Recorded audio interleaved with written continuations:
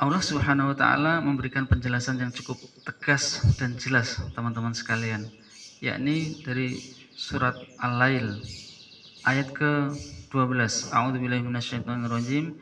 Inna 'alaina lal huda. Sesungguhnya kewajiban kamilah memberi petunjuk.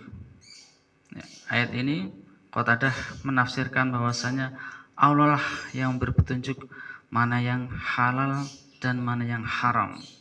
Ya, mana yang halal dan mana yang haram, mana yang pahala, mana yang dosa, mana tauhid, mana syirik, itu semua dinilai adalah pada ketetapan Allah Subhanahu wa taala. Mana ibadah, mana maksiat, dan lain sebagainya. Tidak bisa seseorang menentukan ataupun membuat peraturan kecuali atas dasar penjelasan ataupun hukum Allah Subhanahu wa taala. Maka teman-teman sekalian,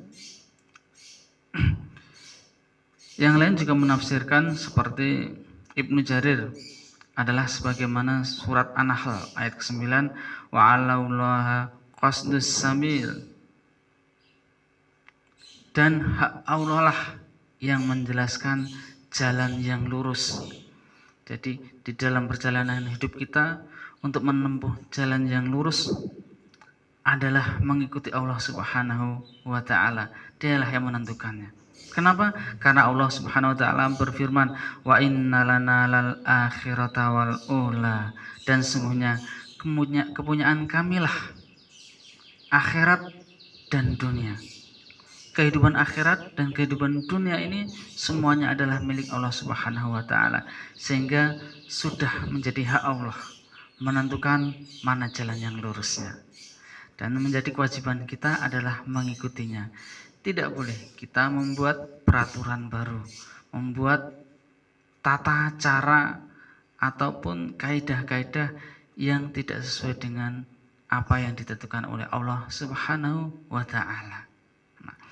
Maka Allah Subhanahu wa taala memberikan peringatan di ayat selanjutnya, yakni fa'anzartukum naron talazzo. Maka kami memperingatkan, Allah memperingatkanmu dengan neraka yang menyala-nyala. Ya.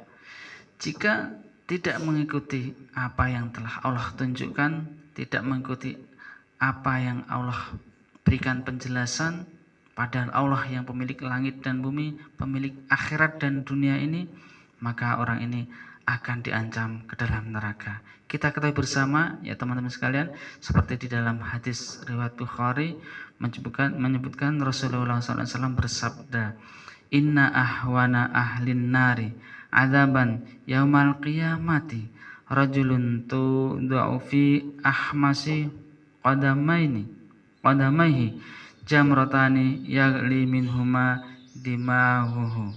Sesungguhnya penghuni neraka yang paling ringan siksanya adalah orang yang pada kedua telapak kakinya diletakkan dua bara api yang keduanya membuat otaknya mendidih.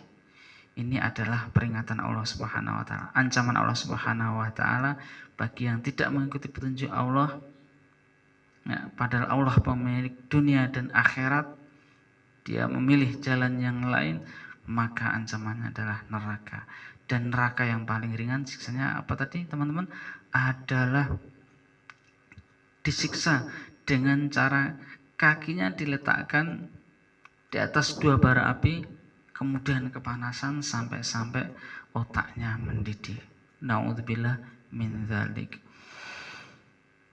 Ya, kemudian Allah Subhanahu wa taala mewanti-wanti di dalam surat ayat selanjutnya, yakni la yaslaha illal asqa.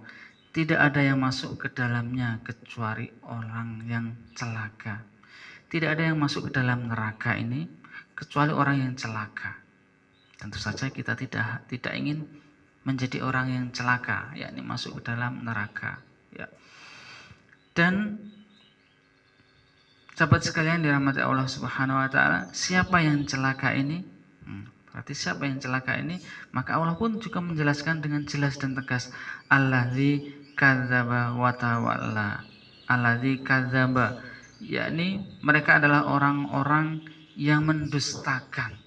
Ya, jadi hatinya mendustakan tentang kebenaran Islam ini, tentang janji-janji Allah Subhanahu wa taala. Ya. Kemudian watawala dan berpaling. Ya. Tidak hanya mendustakan, bahkan juga berpaling. Berpaling itu dengan mendustakan dengan hatinya, keyakinannya, dan berpaling dengan sikapnya. Jadi hati dan sikapnya, baik lisan ataupun perbuatannya harus selaras, harus serasi mengikuti apa yang ditunjukkan oleh Allah Subhanahu wa taala. Ya. Mana yang tauhid kita laksanakan, mana yang amal ibadah sesuai apa yang diinginkan Allah kita lakukan, dan mana yang dilarang kita jauhi sesuai dengan petunjuk Allah Subhanahu wa taala hati dan sikap kita. Namun ada orang-orang yang mendustakan dan berpaling. Maka Rasulullah SAW, teman-teman sekalian, mengingatkan di dalam riwayat Imam Ahmad, ya, dari jalur Abu Hurairah, Rasulullah SAW bersabda, kullu ummati tadkhulul jannata yaumal qiyamati illa man aba. Setiap umatku akan masuk surga, kata Nabi, pada hari kiamat kelak, kecuali orang-orang yang enggan, kecuali orang-orang yang enggak mau. Maka sahabat pun bertanya, loh ya Nabi, siapa orang yang enggan, yang enggak mau masuk surga? Masuk ada yang enggak mau masuk surga? Maka Nabi pun melanjutkan, man ata'ani dakhalal jannata wa man aswani faqad aba. Barang siapa yang mentaatiku, maka dia akan masuk surga. Dan barang siapa yang bermaksiat kepadaku, berarti dialah yang enggan. Dialah yang enggan masuk surga. Siapa yang tidak menaati Rasul, maka dialah yang enggak mau masuk surga. Bisa kita tarik kesimpulan, teman-teman sekalian yang dirahmati Allah Subhanahu wa taala, untuk kita amalkan mengikuti jalan yang telah ditunjukkan oleh Allah Subhanahu wa taala. Jalan ini hak Allah. Jalan yang lurus kita mencapai surga adalah hak Allah.